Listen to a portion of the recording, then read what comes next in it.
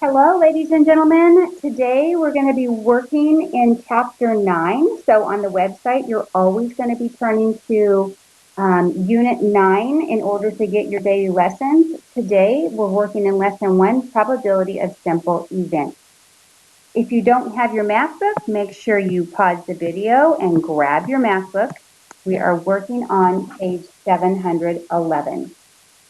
Well, let's go over some of the vocabulary that you're going to need in order to solve probability problems. What is probability?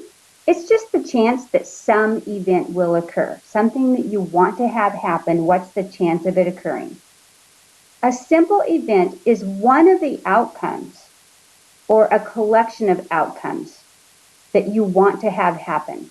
But what's an outcome? The math definition for outcome is a possible result in a probability experiment. But what could we apply that to for a real world definition? Well, let's think about a die, okay? What are the outcomes on a die? Remember, a die has 6 sides. The possible things that you could roll on a die, the possible numbers are a 1, a 2, a 3, a 4, a 5, and a 6. So those are the outcomes on a die, the possible outcomes that you could roll. If you look down here, okay, I'm going to erase that because it's going to not scroll correctly if I don't. If you look down here, it also shows you a real world link with these hats.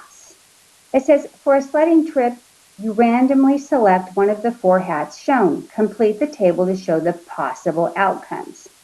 Well, it's just possible outcomes, the possible choices I have if I pick from this collection of hats. It shows you that one of them is a green hat, right? We could pick a green hat.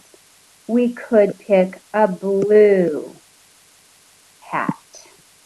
We could pick a red hat. And we could pick a purple hat. So we've listed all of the possible outcomes shown in this collection of hats. Number 1 says write a ratio that compares the number of blue hats to the total number of hats. Well, I have 1 blue hat out of the 4 hats there that I have to choose from. What we've just done, this ratio, what we've just written, 1 out of 4, that's the chance of picking a blue hat. That's the probability of picking a blue hat. On number 2, describe a hat display in which you would have a better chance of selecting a red hat. What could we do with this display of hats so that we could have a better chance of picking a red hat? Well, of course, we would want to have more red hats to choose from. So in this case, the way it is with the colors that they have, I would only have a 1 out of 4 chance of picking a red hat if I left the colors like they were. But if I chose to make this hat red so that now I had a better chance of picking a red hat, then I would have a 2 out of 4 chance of selecting a red hat, or half, right? 50%. All right, let's solve some probability problems. Okay. Before we do some solving, let's look at this table right here and these definitions up here.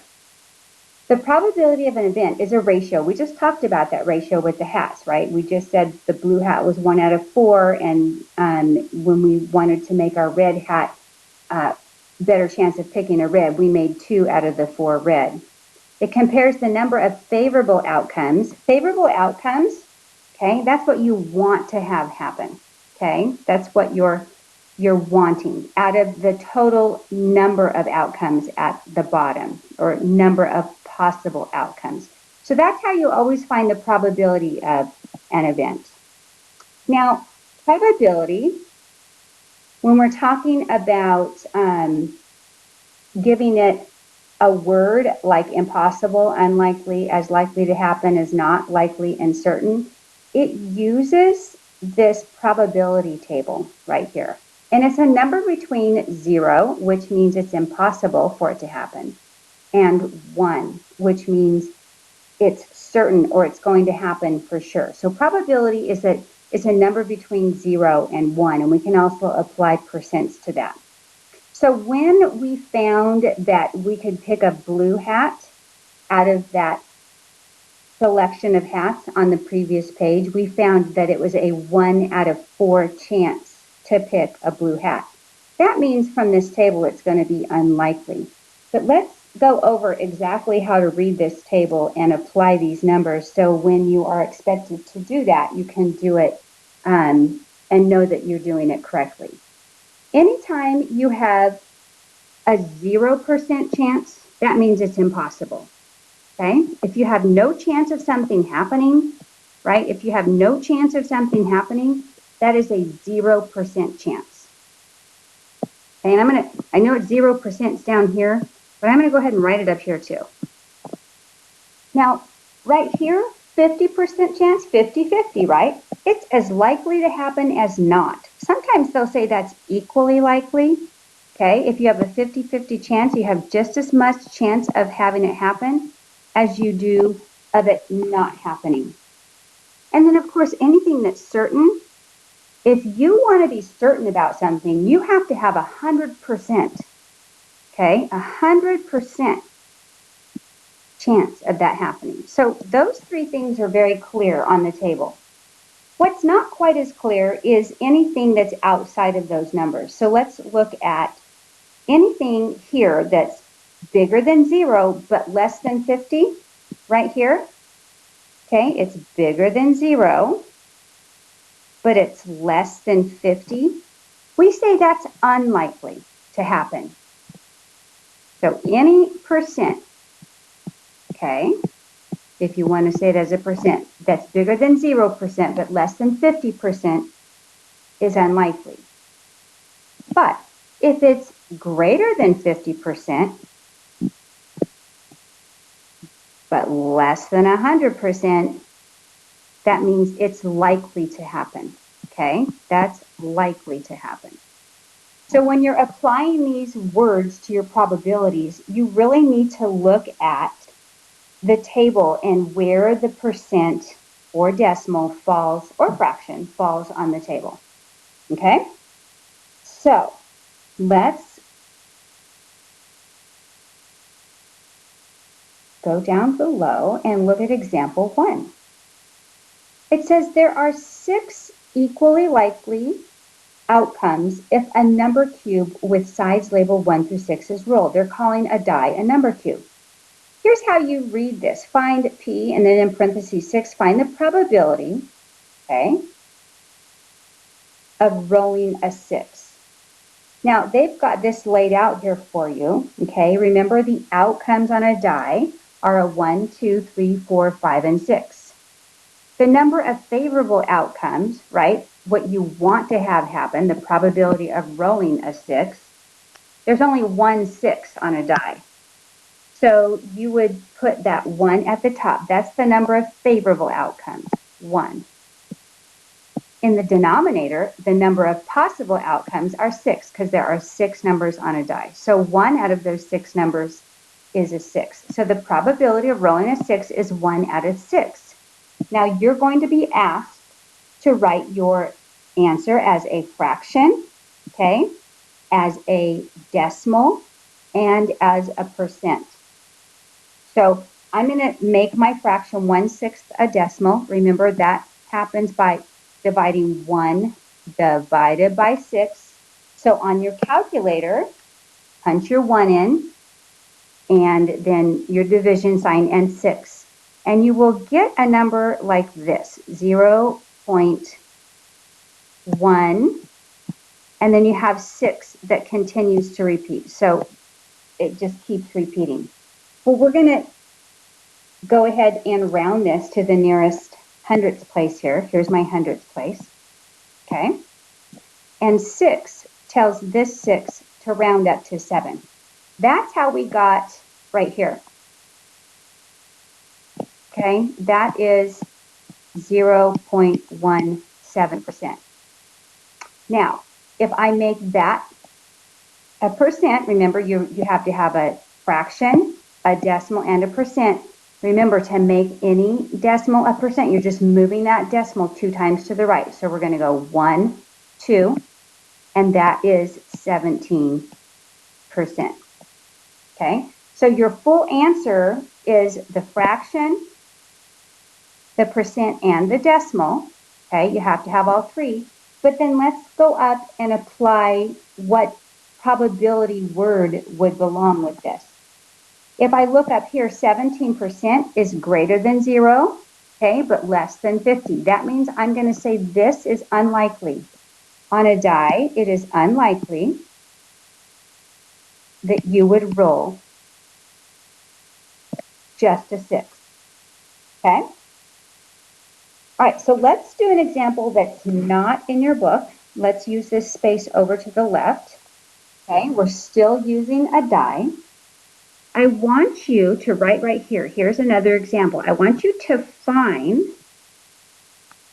when you roll a die, the probability, that's what that uppercase P means, that you roll a number less than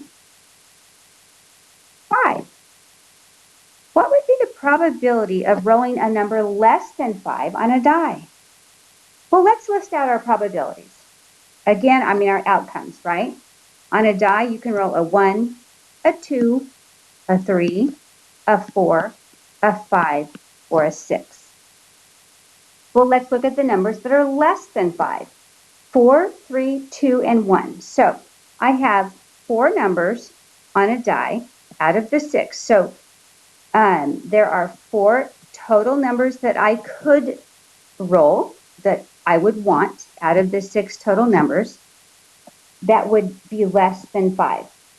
Now, I want to simplify that. I can divide both of those by 2, and that gives me 2/3. Okay? This as a decimal is 0.6 repeating. Just like this one, 6 repeats, so I'm just going to round that to 6/7. And then my percent, when I move my decimal 2 times to the right, 1, 2, that is 67%. Okay? There's my fraction, my decimal, and my percent. That's how you're going to be expected to answer it. But I also want to apply my probability word to that. 67% is greater than 50 but less than 100. That means it is likely, when I roll that die, it is likely that I would roll a number less than 5. So this is how your homework answer is going to look. Okay, you're going to have your fraction, your decimal, and your percent, and you're going to also apply the probability word using this probability number line. All right, let's look at the bottom here. It says, and I'm going to make this a little smaller so we can see our little probability chart. It says that a coin is tossed. Okay, a coin is tossed. We're looking at the got it problem down here. A coin is tossed. Now, think about your coin. You have a heads and a tails. Okay, so those are your outcomes on a coin, a heads and a tails. Find the probability of the coin landing on heads. Write your answer as a fraction, a percent, and a decimal. And then I want you to apply the word from the table. All right, pause the video, and I want you to finish this problem before we move on. All right, let's see how you did. So it says find the probability of landing on heads. So we would write this like this: probability of heads. Okay? We know that the outcomes on a coin there are only 2. There's heads and there's tails. How many heads? There's 1. So probability, what I want to have happen heads is a 1 out of 2. Okay? There's one head out of the two possible outcomes on that coin. That is my fraction. I know that that is 0.5, and that is a 50% chance. If I look up here, 50% chance says as likely to happen as not. Another way to say that, if you like this better, is equally likely. So on a coin, it's equally likely that you would land on a heads or a tails. Okay, that's how your entire answer should look on your homework. Let's turn the page and look at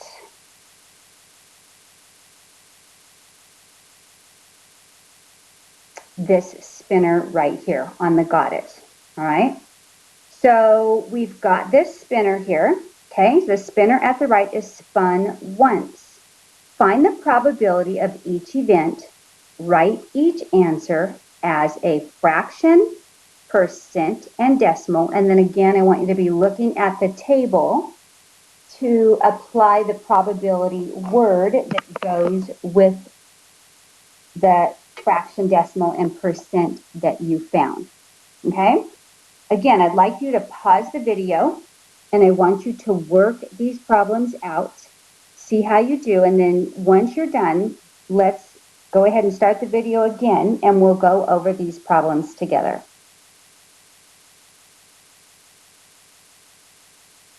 Okay, so let's see how you did. All right, probability that you would spin and land on an F. Well, the first thing we want to do is find out how many F's are on my spinner. That's what I want to have. Those are my favorable outcomes. So on my spinner, I have one F, and then total number of letters on the spinner, the total number of outcomes are 10. So a 1 out of 10. As a decimal, that is 0.1. And as a percent, that's 10%. This is greater than 0, but less than 50, so this is an unlikely event. Okay, it's unlikely that I would land on an F. Okay, let's look at C. What's the probability that you would land on a D or a G? Well, if I look at my spinner over here, I have one D and I have one G. So out of the outcomes that I have, there are 2 favorable. Out of the 10 total, 2 tenths. I know that's 1/5, right? Okay. And that is a 0.2 or a 20% chance of landing on a D or an F. Again, this 20%, this 0.2, this 1/5 is greater than 0, but less than 50. So it's unlikely that I would land on a D or an F. That's also unlikely.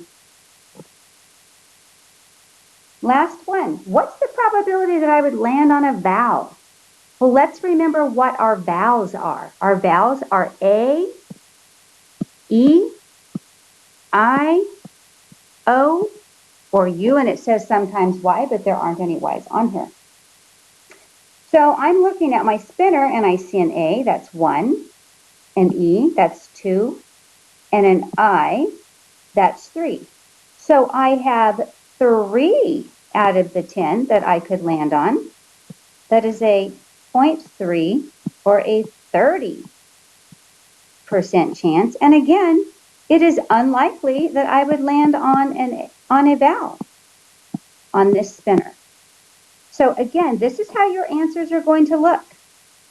Fraction, decimal, percent, and your probability word. All right? Okay, pretty simple, and you can use your calculator, which is wonderful. All right, let's look at finding the probability of the complementary events. What are complementary events? Well, these are 2 events in which either one or the other must happen, but they cannot happen at the same time. For example, a coin can either land on heads or not land on heads. And the sum of the probability of an event and its complement is 1 or 100%. Okay, so complementary events must add to 1. Well, what does that mean? Let's look at this example right here. Okay, it says the probability of not rolling a 6 and the probability of rolling a 6 are complementary. So the sum of the probabilities is 1. Okay, I know they explained it right here, but I'm just going to go over here and explain it again, this example. So these are complementary events that we're going to be looking at right here, complement. So the probability of rolling a 6, right, and we already did that on the example a couple of pages ago, is 1 out of 6, okay? Now, if I want the complement to this, the probability of not rolling a 6, probability of not rolling a 6, of course, if there's only 1 out of 6 chance to roll a 6, that means you would have a 5 out of 6 chance of it not being a 6. These complements, 1/6 plus 5/6, they add up to 1, okay? 6 out of 6, right? I'm going to write it like that. 6/6, which equals 1. So an event and its complement always add to 1. Let's do this example right here. It says a bag contains 5 blue, 8 red, and 7 green marbles. A marble is selected at random. Find the probability the marble is not red. Well, I know that you have 8 red. So the probability that it's an 8, okay? I mean, not that it's an 8, excuse me. The probability that it is a red is very clear here. There are 8 red, and I know I have a total of 20 marbles. So that total number of outcomes, 20 marbles. Well, that means the probability that it's not red, the complement, has to be 12 because 8 plus 12 is 20. Okay, 8 20ths plus 12 20ths, that gives me 20 20ths, which is 1. So the probability of not red is 12 20ths. Now, listen, it has to be simplified. I can divide both of those by 4, excuse me. 12 divided by 4 is 3, and 20 divided by 4 is 4. Well, we know 3/4 is just 0.75, and that's 75%. That is greater than 50, but less than 1. Finally, we have a likely, right? This is likely to happen. It's likely that you would draw a marble out of that bag that is not red.